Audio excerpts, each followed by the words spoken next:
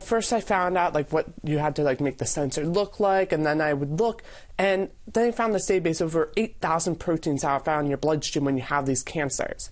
And if you can detect one of these proteins, then you could potentially detect the cancer when survival is at its best, in the earliest stages. But I was looking, and some of these proteins didn't work. And so I went through all 8,000 proteins, and on the 4,000th try, I finally found one protein that could work.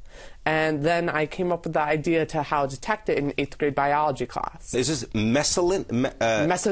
Mesothelin. Yeah. And so this is the protein that is present when someone has pancreatic cancer. Yeah, it's found in pancreatic, ovarian, and lung cancer, and also it's found in the earliest stages when survival is close to 100%. Okay, so you've identified the protein. Now you have to figure out a test so that that protein, when it is in existence, sort of sets off like an alarm clock or a red light. Exactly, and how I do that is I use what are called carbon nanotubes. And these are long, thin tubes of carbon. They're an atom thick and 1/50,000th the diameter of a single strand of your hair. So they're extremely small and have these amazing properties. So I combine those with these other types of molecules called antibodies. And they're like a lock and key. They'll only react to that one protein that I was talking about, mesothelin. When you mix these up, you get a carbon substance that will only react to that protein, but will also change how electricity flows through it based on the amount of that protein present. So this electrical charge, or this change in the electrical charge, kind of sets off an alarm bell, and then you would know, okay, this is someone that has this protein present.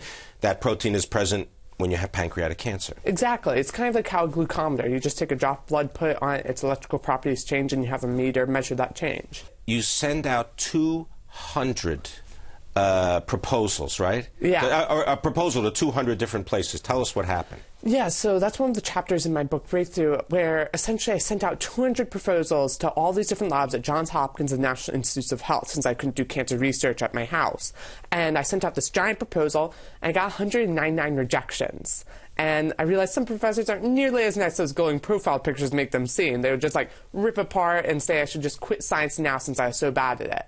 But finally got through that, and I got one positive response from Dr. Andraka at Johns Hopkins University, and he fortunately let me work in his lab, and 7 months later I created this paper sensor. So you create the paper sensor at Johns Hopkins. Yeah. Are you surprised at the pushback from those other 199 professionals in this world of science? Yeah, I mean, I could take my parents telling me no and my biology teacher telling me no, but 109 of like the most prominent cancer researchers, that was a bit harder to take. But what really got me through that is I really believed in my idea. And also, I mean, 100 people die of pancreatic cancer every single day, so I'd always get up thinking, how am I going to help save 100 lives today? So that's what I think when I got into the lab and when I was getting all these rejections. All right. The reason I bring that up is because this idea of persevering and of getting the access to the information is something that you're working on. It's a cause that you are promoting, which is you want people to get access to information that the taxpayers already paid for. Exactly. See, because 90% of all scientific journals are locked tightly behind these things called paywalls. That means when you want to access them, you have to cough up $35. And even like Harvard University can't afford sometimes these $40,000 per year subscriptions. It's just ridiculously overpriced. And this is really preventing a lot of people from getting into science, because we see like all these big STEM initiatives saying we need more people in science, but when a Katy Perry single costs 99 cents and a seminal science article costs $35, that's a bit of a mixed message. And so right now I'm working on trying to get access to all these different articles. Give us an update on the test for pancreatic cancer. It seems like it could be worked for other types of cancers too. Exactly. Well, that's one of the most exciting parts about it, is it could be broadly extended to any disease. So you could detect Alzheimer's, other forms of cancer, even HIV/AIDS and heart disease. The possibilities are literally endless. And right now I've been working to further develop it for mass manufacturing and getting it ready for clinical trials. And I have the international patent on it, and I'm in talks with a bunch of different biotech companies about getting it on the market as soon as possible. So hopefully entering clinical trials soon. Compare it to the test that currently exists. Yeah, so the initial test, it costs $800 and is grossly inaccurate, missing 30% of all cancers. Mine, on the other hand, costs 3 cents and takes 5 minutes to run, and so far it's over 90% accurate at detecting these cancers in the earliest stages. So it's 168 times faster, over 26,000 times less expensive, and over 400 times more sensitive than our current methods of detection.